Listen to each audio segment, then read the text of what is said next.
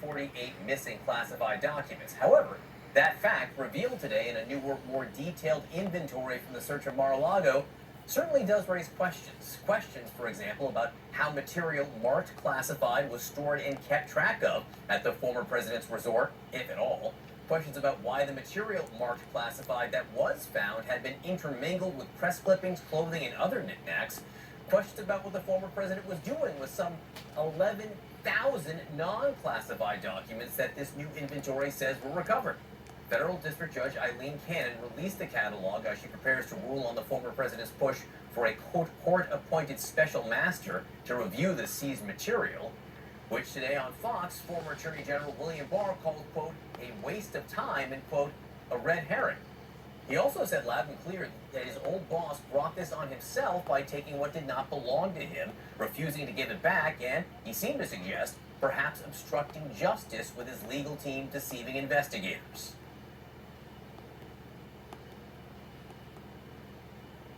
Beginning was loads of classified information sitting in Mar-a-Lago. People say this was unprecedented. Well, it's also unprecedented for a president to take all this classified information and put him in a country club. Okay, and how long is the government going to try to get that back? They jawboned for a year. They were deceived on the voluntary actions taken. They then went and got a subpoena. They were deceived on that. They feel. And the facts are starting to show that they were being jerked around. And so how long do they wait? The answer, as we now know, was more than a year before seeking a search warrant. The former Attorney General had more to say on the subject, and we'll play some of it for you shortly. First, though, CNN's Kara Scannell joins us with more on what Judge Cannon revealed today. And Kara, this detailed inventory from the FBI search at Mar-a-Lago, what does it show? Well, what we really learned from this out of the gate is the volume of documents that the former president had at Mar-a-Lago. I mean, you remember he'd given 15 boxes to the National Archives in January.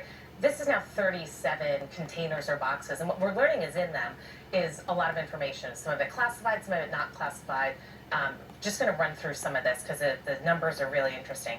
There were 54 documents that were marked secret, 18 marked top secret, 31 marked confidential, and then these empty folders. There's a total of 90 of them, 48 that were marked classified, 42 that were marked returned to staff secretary or military aid, and more than 11,000 government documents that were not marked classified, but they belong to the government. They don't belong to the former president. So all of that is the big picture of it. But then what we also learn is that all of this was commingled within these boxes. I mean, if you take an example, you look at this one, item number 2, the second box, this one was found in the former president's office.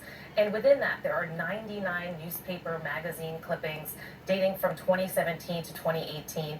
Then there's confidential documents, there's secret documents, top secret documents, some of these non-classified but government documents, and then these empty folders, 43 marked classified, and the other ones with the other thing. And what we've seen in some of these other boxes, because they're all detailed, each of the 37, one of them, there's clothing, there's gifts, there's books. It just shows that this was all kind of shoved together, not compartmentalized, these top secret documents, not kept in a secure fashion as they would are expected to be because of the sensitivity of the information within them. A lot of paper and a lot of knickknacks all jammed together. All right, these folders, these empty folders marked classified. What do we know about them? Well, we don't entirely know a lot about them. We know that these folders exist, that they have these markings on them. But what's really unclear, and some of my colleagues have spoken to current and former intel officials, it's really unclear if these were just folders that were reused because they're often a way that people transport a classified document so no one with a prying eye can perhaps read it or see what's on it. Or it's not clear if, does this suggest that documents are missing? Could they have been taken out and this shell of the folder is what's left? But, it's hard to really know based on just this description here. It's very possible they're just empty folders. So we were sitting next to each other at 6 a.m. this morning, and I asked you this question. When is the judge going to rule on the special master? Any sense of when that could happen? I mean, look, she said yesterday in court she would make her ruling in due course. Is due course today? I think the clock is ticking on today.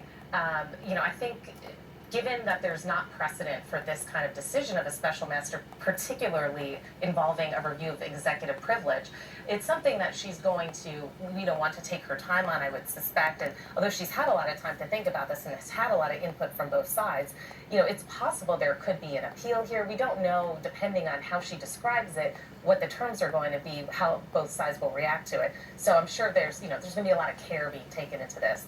But your guess is as good as mine. That same answer is at 6 o'clock this morning.